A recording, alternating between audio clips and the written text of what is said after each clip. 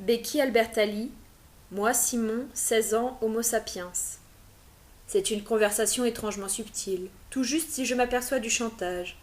Nous sommes dans les coulisses, assis sur des chaises pliantes en métal, quand Martin Addison m'annonce.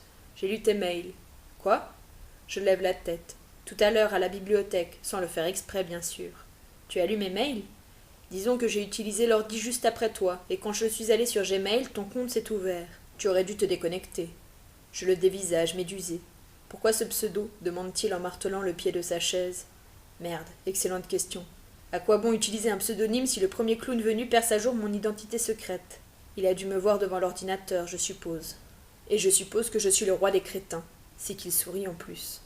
Enfin bref, ça t'intéressera sans doute de savoir que mon frère est gay. Pas particulièrement.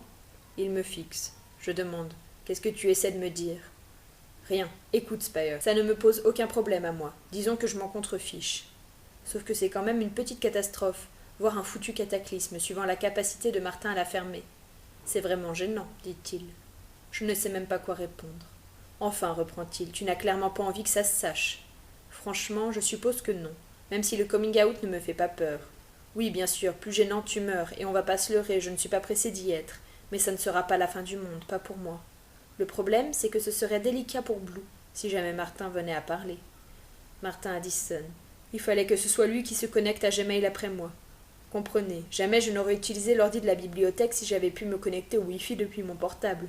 Or, c'était un de ces jours où je n'avais pas la patience d'attendre d'être rentrée pour lire mes messages. Je ne pouvais même pas attendre de sortir sur le parking pour consulter mon téléphone. Parce que j'avais écrit à Blue depuis ma boîte secrète le matin même. Un mail plutôt important. Je voulais simplement voir s'il m'avait répondu. Perso, je pense que tout le monde réagirait plutôt bien, poursuit Martin. Tu devrais être toi-même. Que voulez-vous répondre à ça? Un gamin hétéro qui me connaît à peine et qui me conseille de sortir du placard. Je lève les yeux au ciel, obligé. Ok, enfin, comme tu voudras. Je garderai tout ça pour moi, dit-il. L'espace d'une minute, je me sens bêtement soulagée, avant de saisir. Garder quoi pour toi? Il rougit, triture l'ourlet de sa manche. Quelque chose dans son expression me tord l'estomac. Est-ce que tu aurais fait une capture d'écran par hasard? Bon, dit-il, j'allais justement t'en parler. Minute, tu as fait une putain de capture d'écran? Il serre les lèvres et jette un œil par-dessus mon épaule. Enfin bref, reprend-il, je sais que t'es pote avec Abby Souzo, alors je voulais te demander. Sérieux? Tu pourrais peut-être d'abord m'expliquer pourquoi tu as pris une capture d'écran de ma boîte mail? Une pause. Disons que je me demandais si tu ne pourrais pas m'aider à parler à Abby. Je manque d'éclater de rire. Attends, tu veux que je t'arrange un coup? Bon ouais. Et pourquoi je ferais un truc pareil? Il me regarde et tout devient clair. Ce cirque-là avec Abby, c'est son prix, le prix à payer pour qu'il ne diffuse pas mes foutus messages privés, ni ceux de Blue. La vache, je croyais Martin du genre inoffensif, une espèce de geek bigleux pour être honnête, même s'il n'y a aucun mal à ça. Et puis je l'ai toujours trouvé plutôt marrant, sauf que je n'ai pas envie de rire là. Tu vas vraiment m'y forcer, dis-je? Te forcer comme tu y vas, ce n'est pas ça. Ah oui, c'est quoi alors? C'est rien du tout. Enfin, elle me plaît, voilà. Je me disais que tu voudrais sans doute me donner un coup de main, m'inviter à une soirée où elle a prévu d'aller, je sais pas moi. Et si je refuse, tu postes les mails sur Facebook ou sur ce Tumblr à la con? Oh putain la vache. creeksecrets.tumblr.com, le vivier des rumeurs de Creekwood High. Le lycée entier serait au courant avant la fin de la journée. Silence des deux côtés. Je pense juste qu'on est en mesure de s'aider mutuellement, déclare finalement Martin. J'avale avec difficulté.